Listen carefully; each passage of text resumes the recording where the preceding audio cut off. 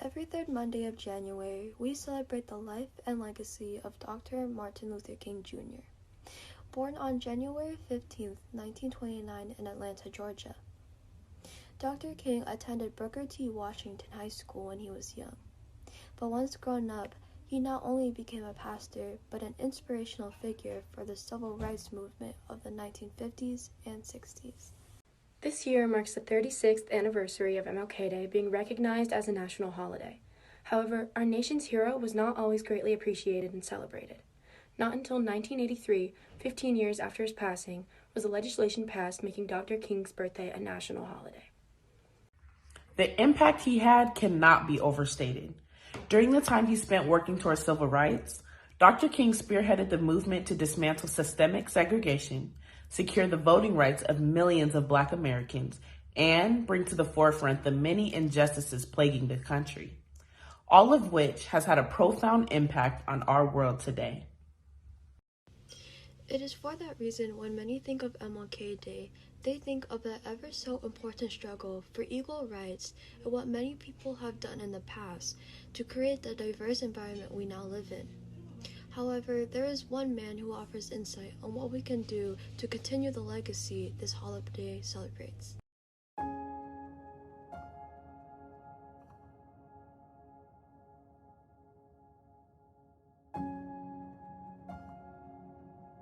Light. Now, light can be defined as the natural agent that stimulates sight and makes things visible. Now, we're going to get back to that in just a few moments, so hang tight. Hello, my name is James Lehman, and what an honor it is to be here with you today. Now, I always like to preface these opportunities with this disclaimer that I'm not here to give you a speech. Instead, we're just here to engage in conversation and hopefully connect during our short time together. So, let me tell you a story about myself. I am a Black man who was adopted at birth into a single-parent white family. My mother, now she was incredible. So as you can imagine, growing up in a white family with a white mother, I have lived through some unique experiences throughout my life. Now let me ask all of you a question. Have you ever felt like you didn't belong? Have you ever felt out of place? I know that I have. Now, I'm not going to sit here and say that I did not belong in my adopted family, but I will say that being Black in a white family did come with moments where my sense of belonging was challenged. For example, moments where my family were standing right next to me and people didn't realize that I was part of that family. Or moments where I had to overly and outwardly explain that yes, I was a part of the family. Or moments where people said that I wasn't Black enough because my family was white. Moments where my enoughness was questioned. Those moments can rattle a person's sense of belonging. They did mine. Now, I'm going to guess that all of you watching this at some point have questioned or felt like your belonging was conditional rather than unconditional. That you were a human personification of a square peg in a round hole. This phenomenon and unfortunate experience surrounding belonging is one that every single one of us has felt. The good news is that none of us are immune from this. The bad news is that none of us are immune from this. So I'm sure by now you're saying to yourself, when are we going to hear about Martin Luther King? Well, we're going to dive into that right now. You see, honoring Martin Luther King, his legacy, vision, and achievements should not just be a one-day acknowledgement to this great man. Many of you have probably heard the phrase, a day on opposed to a day off in relation to Martin Luther King Day. Now, I love that, but I do want to challenge that idea a little bit because I believe the wisdom, teaching, and lessons from Dr. King that he brought forth can be woven into the fabric of how we live our lives each and every day. So one could say that this is more about a way of being instead of just a one-day acknowledgement. You see, Martin Luther King was all about belonging. He saw, spoke, and committed his short life to belonging. He recognized that individuals in our country deserved one thing that they were greatly deprived of: belonging. See, belonging is all about practicing the art of humanship. Now, what is humanship, you are probably asking?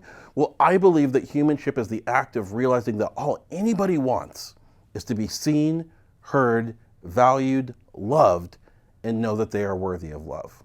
That's it. Creating a sense of belonging in our world is about intentionally creating conditions where everybody can show up as their authentic selves in the world and be seen, heard, valued, loved, and know they are worthy of love, no strings attached. You see, Dr. King told us how to do this. He laid it out perfectly. He created a blueprint that is still as poignant and powerful now as it was then. Let me give you some examples. First, let me share some of his words with you, and then I'll give you my interpretation of what his words mean. Dr. King said, we must rapidly begin the shift from a thing-oriented society to a person-oriented society. That shift from thing-oriented to person-oriented is a choice point presented to us thousands of times each day. The question is, what choices are we going to make to create spaces and places for others to belong? Now, my mother was famous for saying, James, we all make choices. The choices to treat others with love, acceptance, encouragement, and appreciation is one that you will not regret. Think about all the opportunities you have on a given day to make choices that can make another person's life better. These do not have to be ginormous acts, but instead can be small, intentional, meaningful acts that let others know that you care for and about them. Let's get back to Dr. King. Dr. King also said, this call for a worldwide fellowship that lifts neighborly concern beyond one's tribe, race, class, and nation, in reality is a call for all-embracing and unconditional love for all. That quote was further evidence that Dr. King was all about belonging. He told us to look beyond our comfort zones and find, recognize, and celebrate the humanity in and of others. He told us loudly and proudly that encouraging someone to be entirely themselves is the loudest way to love them. Furthermore, he spoke about unconditional love for all. What does that mean? It means that all the things that make us us are not things that should be used to divide us. Instead, it's about embracing the fact that each of us is a kaleidoscope. We are all multifaceted people with different cultures, history, stories, perspectives, lived experiences, hopes, and dreams. That's right, we are all kaleidoscopes of awesome. And the moment we recognize and celebrate that, the better the world will be. Now, finally, Dr. King said, in a real sense, all life is interrelated. Whatever affects one directly affects all indirectly. I can never be what I ought to be until you are what you ought to be, and you can never be what you ought to be until I am what I ought to be. Wow. This is the interrelated structure of reality. Y'all, we are all interconnected. Each and every one of us is connected through our shared humanity. So if I am allowed to be my authentic self, and that is celebrated, and you can be your authentic self, and that is celebrated, then we have created conditions where we all can thrive. It is said that each of us will meet upwards of 10,000 people in our lifetime. How incredible to think that all those people you meet, the people sitting next to you right now, you are forever connected with. When we begin to understand that we are all connected, we can at that moment open doors to belonging in ways we just have not before. So now let's go back a little bit. Do you remember when we discussed light? If you remember, light was defined as the natural agent that stimulates sight and makes things visible. Okay, cool. Now, let's explore this concept of light. A number of years ago at one of our summer camps, a friend of mine stood on stage and said, I stopped searching for the light and decided to become it. Pretty awesome, right? So let me ask you, how are you creating light for others? How are you casting light in all the dark places in the world? How are you using your light to create hope and healing for others? How are you creating light so that others can find their way? This light that I am talking about is powerful. It is so powerful it can illuminate the entire world, and it is the secret sauce to belonging. It is the key to unlock our hearts and open them up to others. It allows us to see each other completely and not just what is on the surface. This light that we are talking about is the exact light Dr. King was speaking of when he said, "Darkness cannot drive out darkness. Only light can do that." When I think about light and the light needed to change the entire world, the light needed to bring about belonging, my heart and mind go to one place: kids these days. You see, with all the darkness that can take over the world, kids these days understand and believe in a world so transformative and so alive that it often leaves me speechless. Kids these days know that the path towards creating a world where everybody can belong, while not easy, is possible. Kids these days teach me every single day that there is so much good in the world and we don't have to look far to witness it. Poet Amanda Gorman wrote, "There is always light if we're brave enough to see it. There is always light if we're brave enough to be it." That is our task in a world that can be so dark, to bring forward the light. Now, I'm not trying to make all of this sound easy. I recognize that being intentional about belonging and treating others the way that they want to be treated can seem overwhelming and maybe even daunting. How do we start? Where do we start? What does starting even look like? Well, I got you covered. I have created a list of ways that we can be the light for others and for ourselves. There are things that each of us can start doing each and every day. Are you ready? Okay, here we go. Number 1, listen more, and listen stronger. Y'all, most of us are actually terrible listeners. How many of you have tried to put a song on blast with the intent to listen, and when the song is over, you never even realize that you were paying attention to the song and it just went past you? It happens to all of us. Sadly, we do this to people far more than we care to admit. If we shift our thinking and treat listening as a privilege and a gift, we let others know that what they have to say is important. Secondly, tell me more.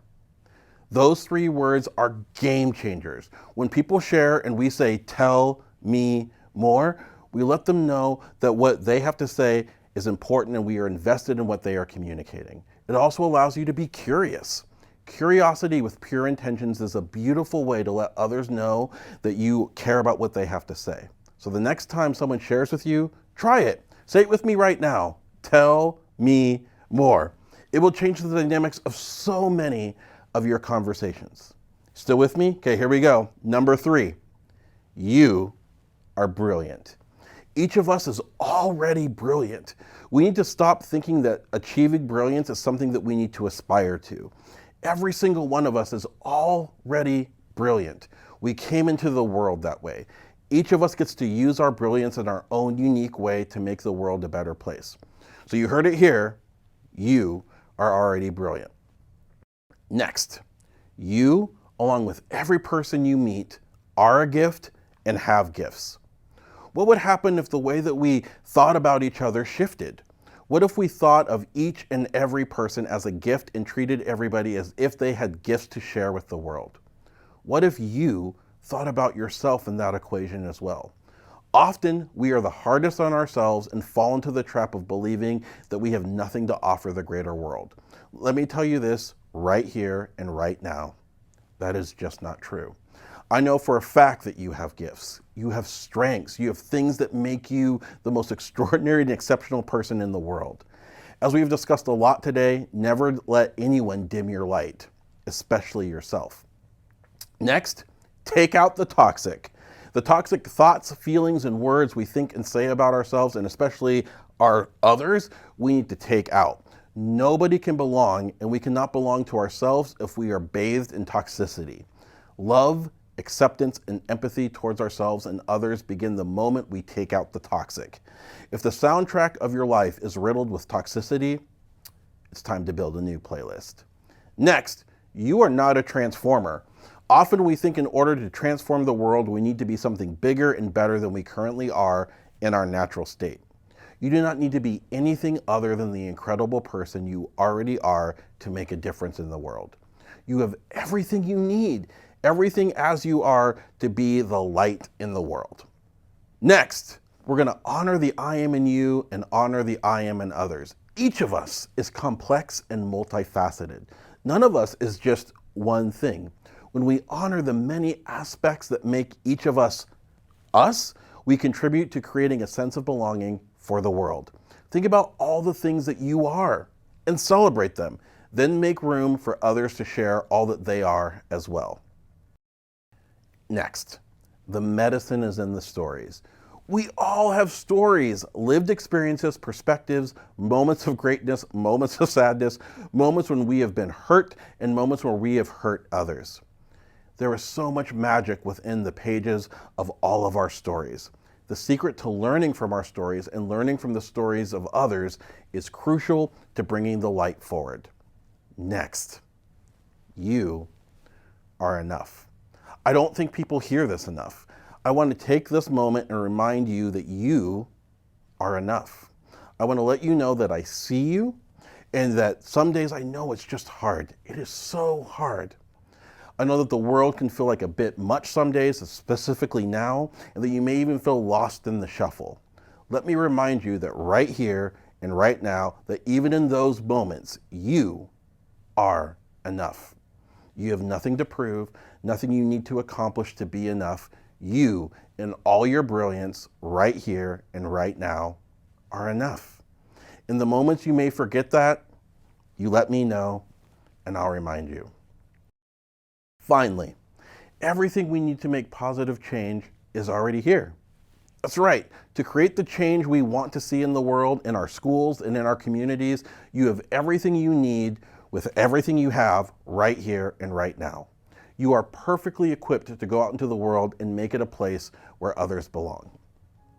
Now, as we begin to bring our time together to an end, let us remember that this is not just about one day or even one man. Even though Dr. King's vision and message brought us together today, it's about a way of being compassionate, a way of being inclusive, a way of being empathetic, a way of being intentional about creating conditions, spaces, and places where belonging is vivid and vibrant. Remember, it's not about searching for the light, it's about being the light. In the face of darkness, we need to bring each other into the light. So to the kids these days out there, keep shining. Thank you all so much for giving me your time. I appreciate it, and I will see you soon.